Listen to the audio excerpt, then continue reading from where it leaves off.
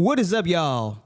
Welcome back to the Black Experience. I am your host, Hermes Aguas here, and welcome back to Season 6, Episode 6 right here, y'all.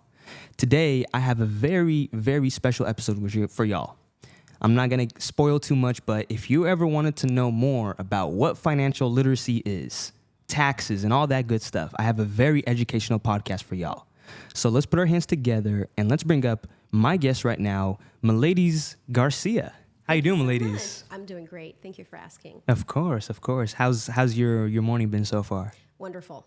No rain, cloudy, but that's part of the journey. Yeah. When you move to the Pacific Northwest, so I'm certainly. still getting used to it, but I'm almost there. That's good. That's good. Are you typically a morning person, or are you more of like an evening? You are. Morning, absolutely. A lot of people don't like it. I'm like, hey, too bad you're not a morning person too. Yeah. I am a morning person, 100%. Now, when you say morning, are you talking like you wake up 5 a.m., 6 a.m., or more 8 a.m.? What range? It's 5:30. I'm up.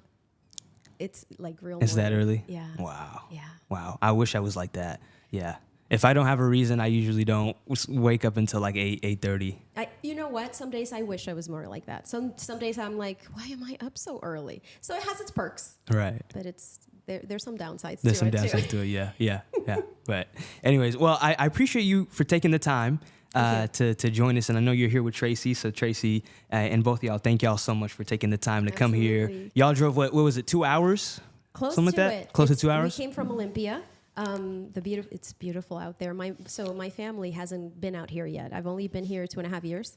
And they try to ask me, so what's Olympia like? And I'm like, well, it's like a city inside a forest, just magical. Okay. I'm trying to get them out there, out here, but they're resisting the force. Right. At some point, I'll get them out here. Yeah. I was telling Tracy too before we started.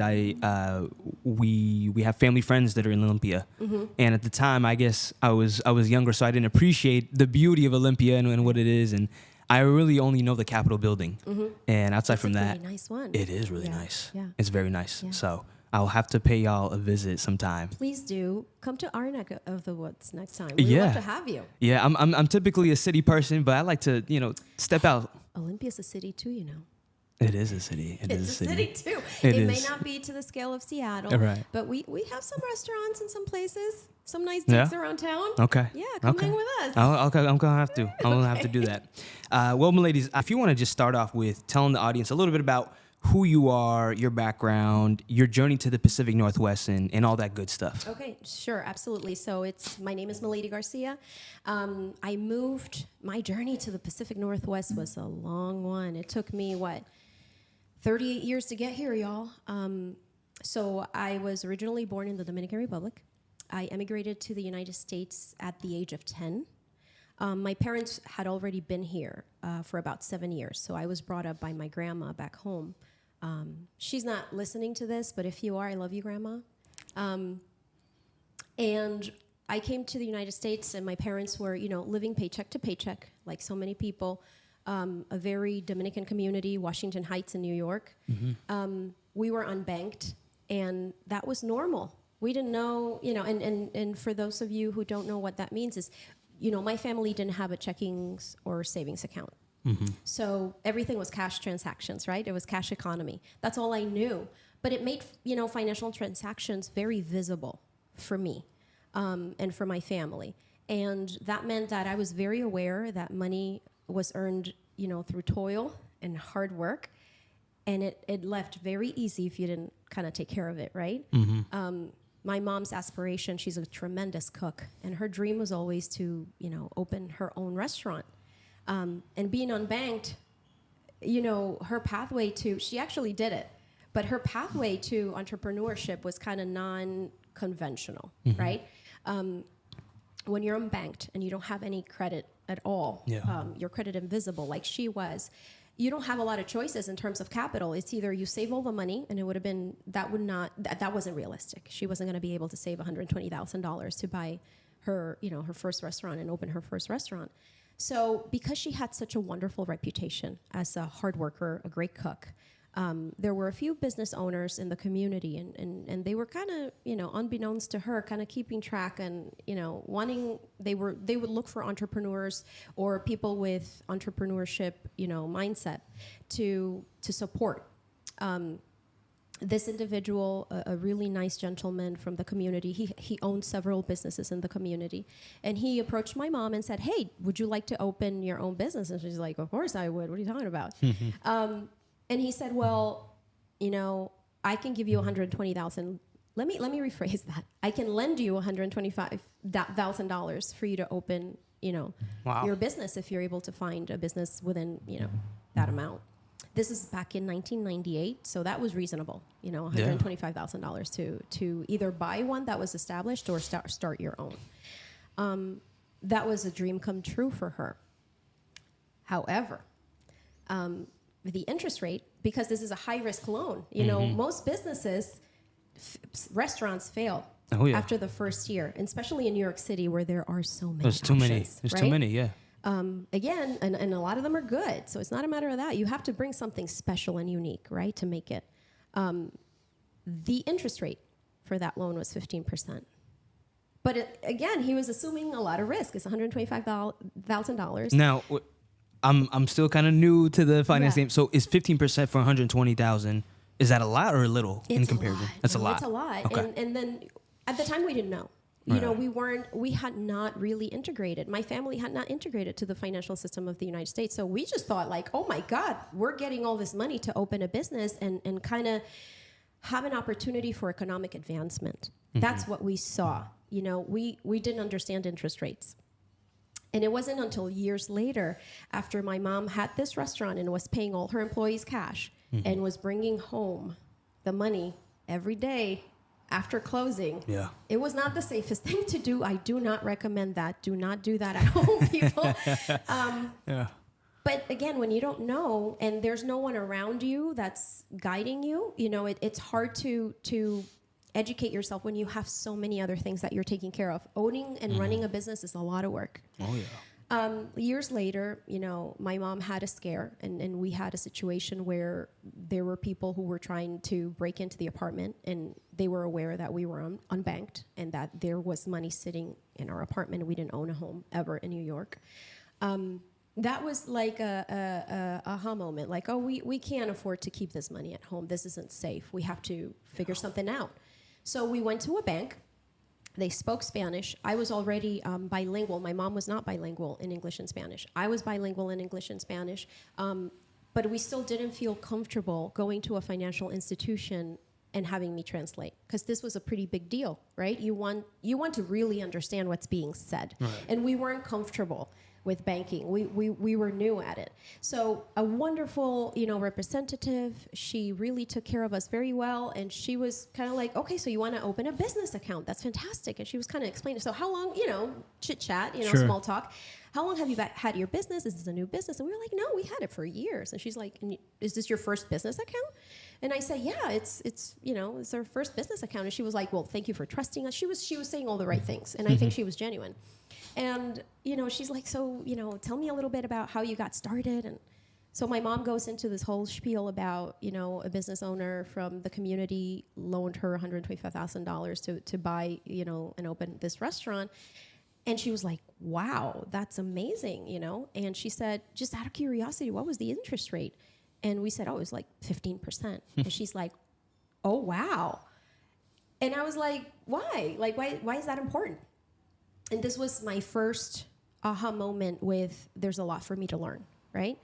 She said, if your mom had a relationship with us, like a banking relationship with us, and she had a credit file, meaning that she had, you know, financial transactions where she showed that she was paying money on time with a good credit score, she could have accessed a much favorable interest rates of like 3 or 4% for that, for that loan. And I said, okay, so what would that have meant? Because still, I didn't know. She said, well, basically, what that would mean is that she would have saved tens of thousands of dollars in interest payments, and she could have, you know, finished paying that loan off years earlier. Yeah. And I just kind of sat back and digested that information, and my mom as well. She was like, what? And that was what piqued my initial interest in educating myself about finances and financial transactions, because I saw my mom work very hard, you know, and if she would have had that pressure taken off earlier of making those payments, her life would have been, our lives would have been different, much you know? Yeah. But that's a very long story. Eventually, I went to New York University. I obtained degrees in early childhood special education, early childhood general education, and Spanish literature.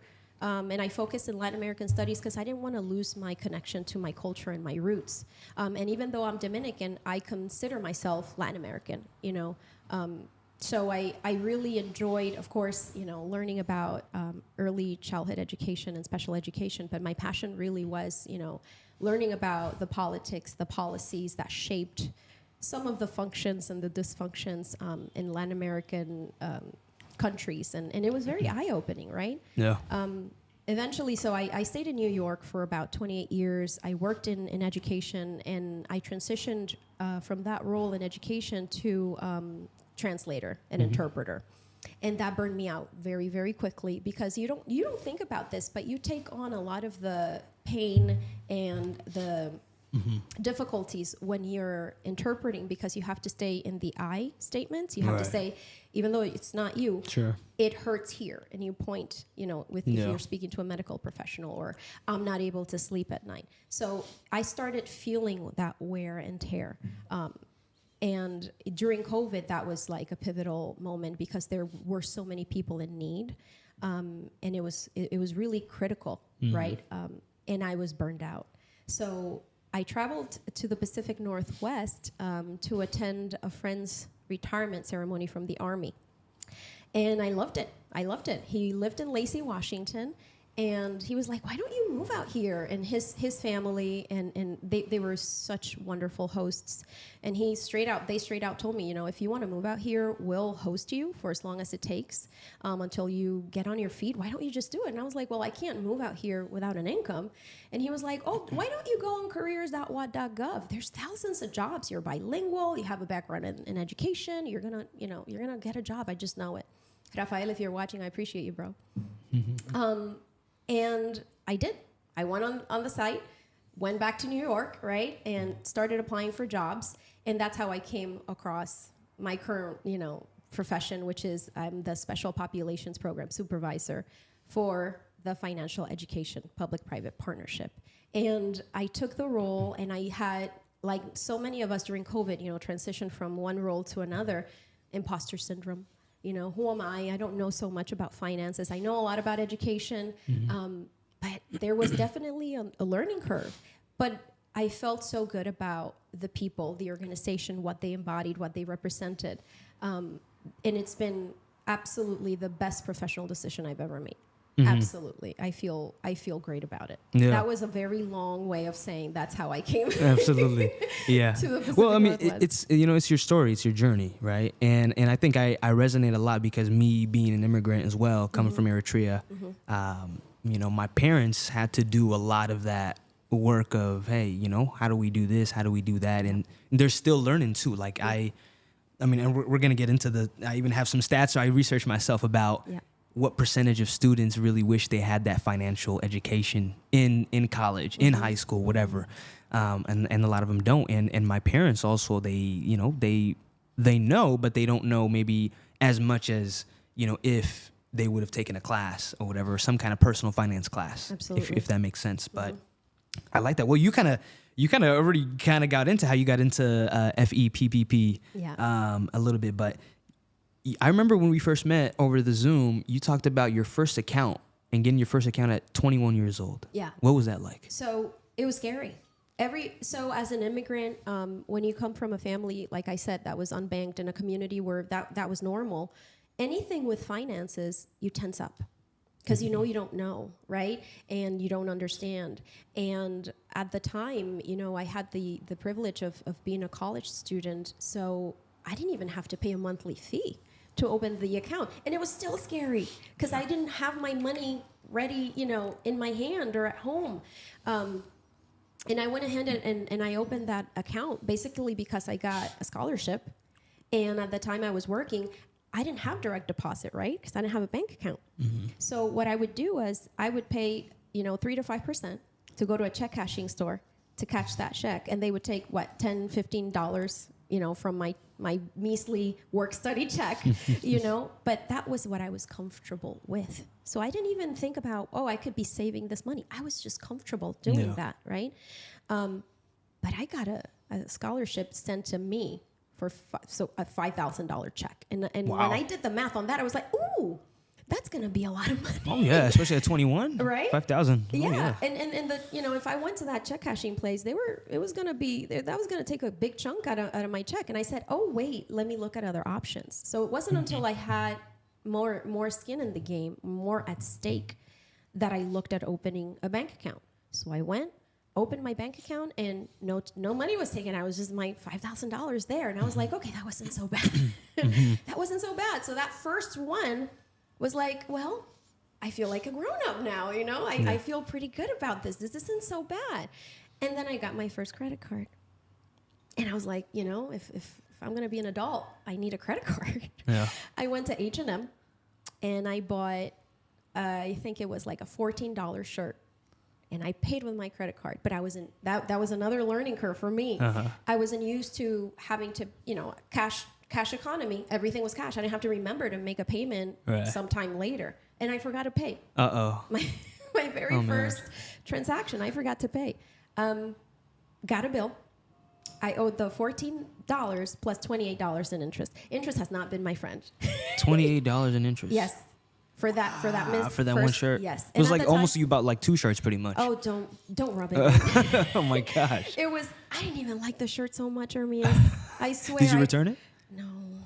I kept it. You kept it. I kept it. That's good that you kept it, because now that's a memory of that was your first step, and now you know. It was a hard lesson. And after that, I was very careful with my use of credit. It didn't stop me from using it, but I would pay as soon as I could. Like the sooner the better. And it served me well. Those are some hard lessons, but sometimes those hard ones, they're effective, and that started kind of like that journey because I had that good financial habit of paying on time.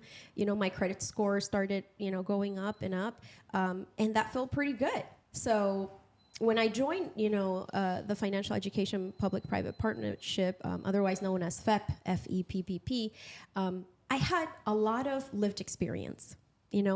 I knew a lot of the difficulties of, coming from a different country, having to learn the financial system, because credit wasn't a thing in the Dominican Republic. At the time. We didn't use credit.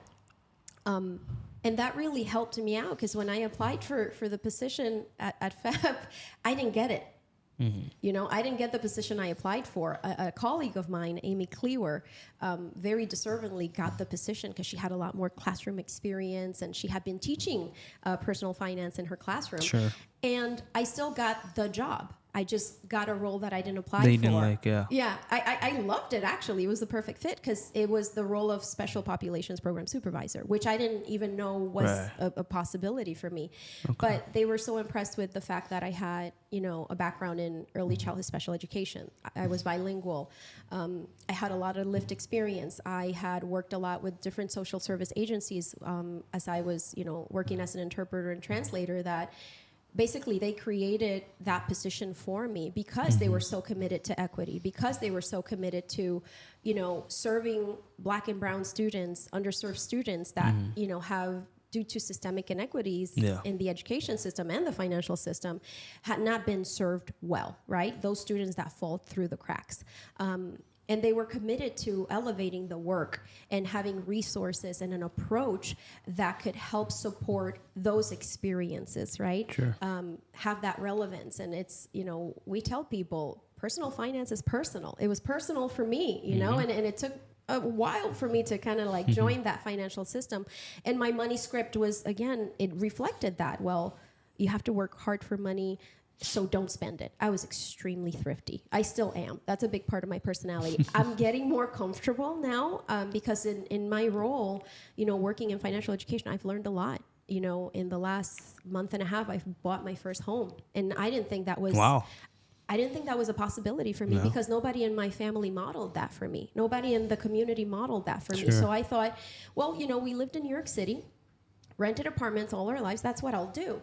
And it's so important to have someone model, take those steps and have the courage to be the first, And I'm happy to say, in my family, I'm the first to own a home in the That's United big, States. yeah. Congratulations I on appreciate that. It's big on so many. There's so many things to do. Absolutely. My to-do list is so long, but there's so much pride.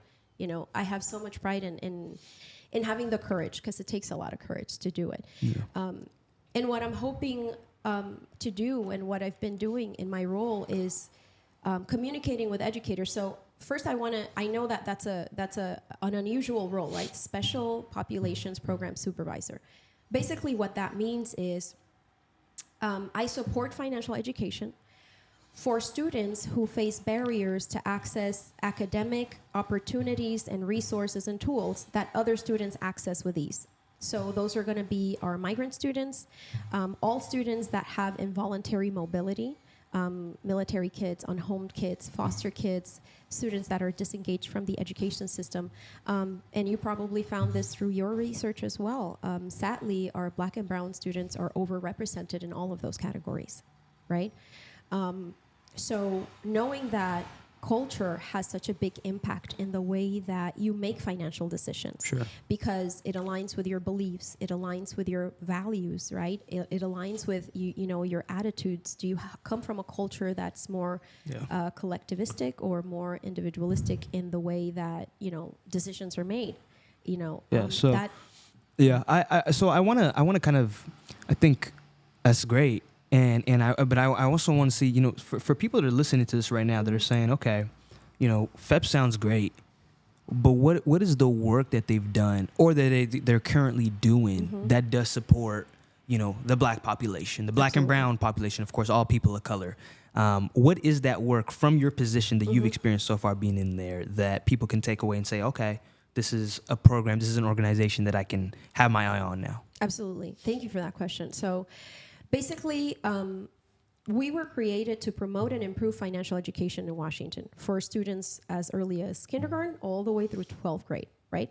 Okay, so how do we do that? So we do that by preparing our educators, our teachers, to teach personal finance. So basically, we train them to teach personal finance in the classroom because they don't learn how to do this when they go to college to become a teacher. Sure.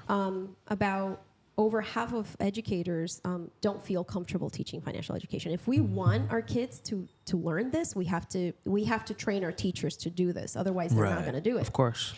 When I started this role, I noticed that most of the instructional material, the lesson plans, had scenarios that were very, you know, everyone was white, everyone was a homeowner, everyone had a mom and dad.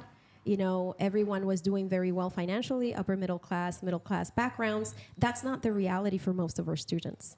So if you come to a classroom as a white educator, because 85% of our educators in Washington are white, and you have over 50% of our students are students of color now. Since I've been here, that has increased every year. When I first came, it was a little over 50% of students were white. Then it was down to 50. Then it's now 47.7% of our students in Washington. It's slowly dwindling, yeah. Exactly. So we're having a largely growing diverse student population. Right.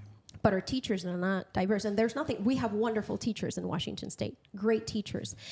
But it's hard for an educator to connect with a student that is having, you know, economic hardship, that has different cultural values and financial values around money, with material that doesn't reflect their lived experiences. Yeah. Material that, okay, well, we're not investing. I'm not banked. I can't really do much with this. They're not connecting with it. So it's going in one ear, out the other, right?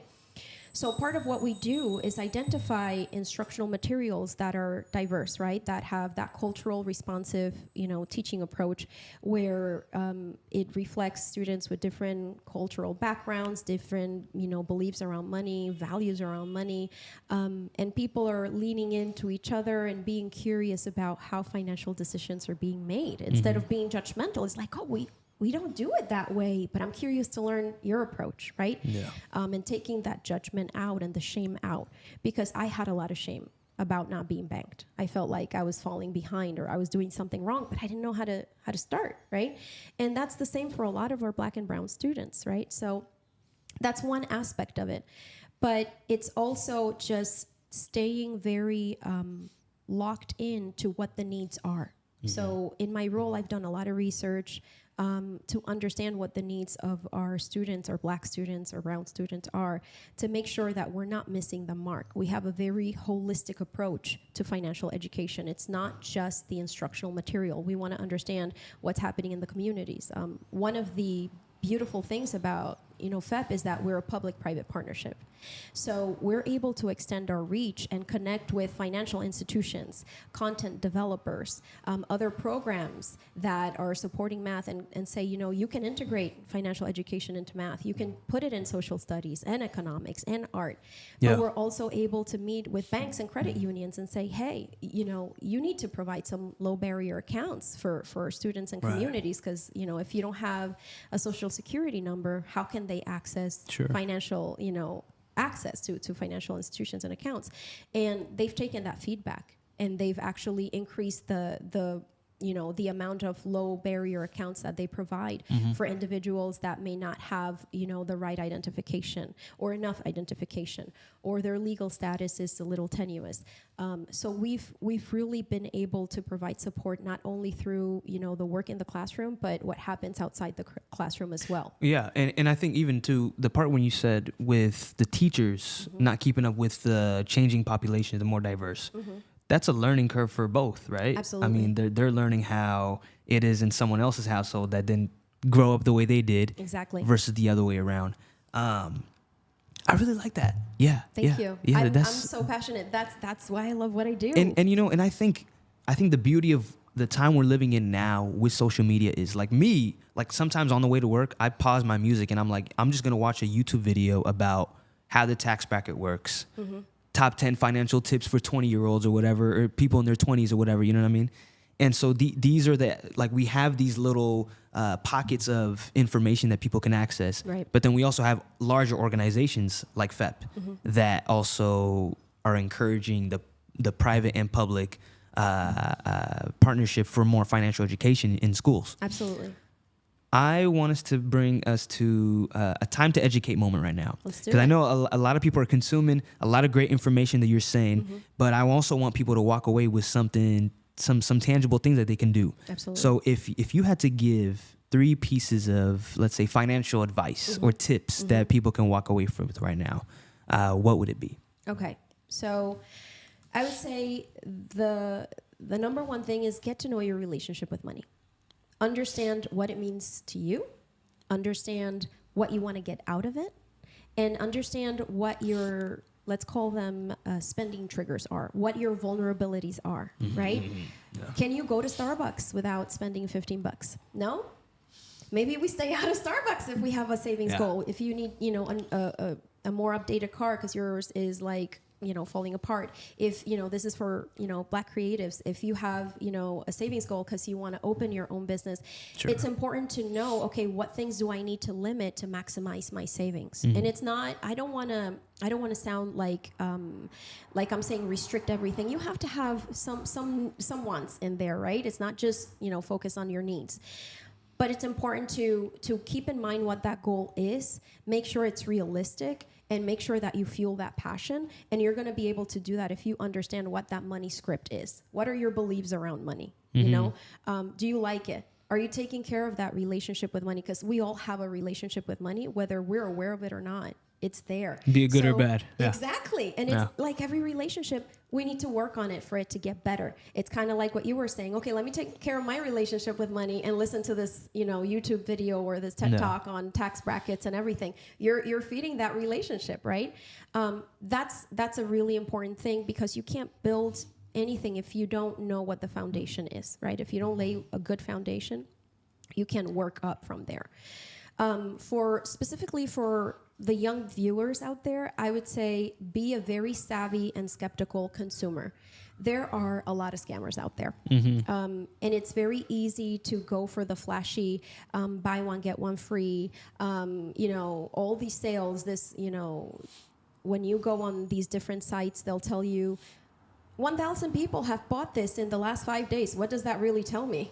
Why do I want to spend my money on this? Right, because who are these people? Are these 1,000 millionaires or something like that? Exactly. That are buying something? They're not telling you that, right? Yeah. And also know that, you're being targeted. People want your money, right? And they have pretty good, marketing strategies to do that. When you go and you see, information, look for that one word, 2-letter word, ad. Yeah. There's another one, sponsored.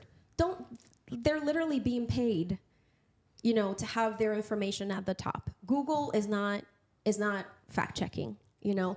Whatever the searches you put in there, the first 5, those are the 5 that paid the most money to that website to have their information come up first. So dig a little deeper, take care of your money and that relationship with money, and it'll take care of you, right? Yeah. And part of taking care of it is being a savvy consumer, right? Do your research. Another tip I will say, and this is something that I try to do myself, I don't always do it, I'll be honest. I use the 24-hour rule. If I'll tell you what that is. So like most of us, I have a budget. I have to, otherwise I'm gonna spend more than I can afford to. Sure.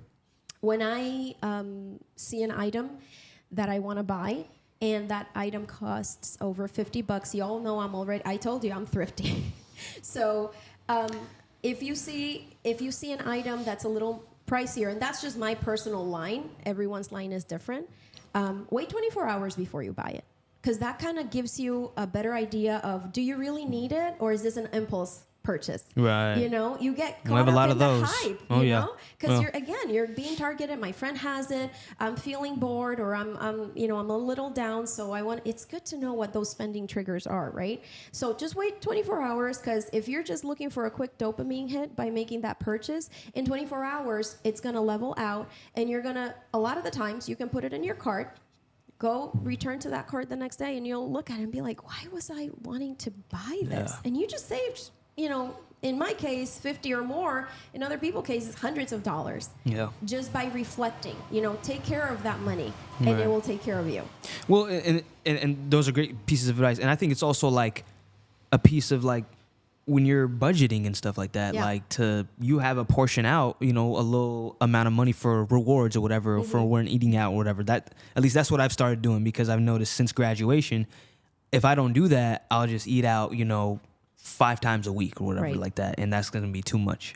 Those are great pieces of advice. Now, when it comes to the future of schools and them teaching the financial classes that are needed. Yeah. Some of the research I was doing was, 76% of college students wish that they were more prepared for their financial future. They had better help. 82% of U.S. adults wish that they had a personal finance class in high school. Yep. What does the future look like here in this country and even beyond? Like, and how does FEPPP play into that? Where are there actually going to be those, taxes 101 classes or whatever, something like that? So, yes, the answer is yes. There are classes in Washington. That's what FEPPP does, right? We promote and improve financial education for Washington. There are other states in the country that are also doing great work. But what we support is financial education in K-12. You're probably, and thank you so much for sharing that research. I really appreciate it. I had to come with something because I knew you were going to be coming to me, and I was like, I got to look good, So no, I appreciate it. So our commitment is, and this comes from awareness that hearing something once is not enough. I shared my story with my mom and that crazy amount of interest that she paid for that loan. That wasn't enough for me. I still didn't run out and get banked right away. You need to hear something many times for it to stick. So maybe hearing it in high school, for those students, a lot of the student groups that I support, they drop out before they graduate because there's so much hardship, because they're so burdened with adult burdens, right? They have to work to support the family. They're, having to, they don't have access to transportation to go to school. It becomes harder and harder. They fall behind and they get so discouraged that many of them, and there's other reasons as well, for our foster youth, for our unhomed youth, there's a lot of really complicated, critical, traumatic events happening behind the scenes, right? Many of those students are not graduating, so we advocate for financial education as early as possible. So financial habits, there's research that shows they're set by the age of 5. So if you look at a child, 5 years old. 5 years old. If you look at a child, you'll see tendencies to be more savers or more spenders pretty early on. And that means that at 5, you can start talking about finances and compare shopping and, we're going to save money. We're not going to go, to the arcade. We're instead going to go to the park and we get to save some money. So you're saying the 5-year-old is observing the parents? 100%. Okay. And they're learning by osmosis. And that's how, in my family, we didn't talk about finances. I picked it up by osmosis. Nobody told me money is hard, save. I just that's what I saw, right? So I was like, oh, okay, this is what we're doing, I guess, right? Mm-hmm. So because so many students are dropping out before, high school graduation comes, it's important to provide financial education in elementary school, in middle school, and of course in high school, of course in college.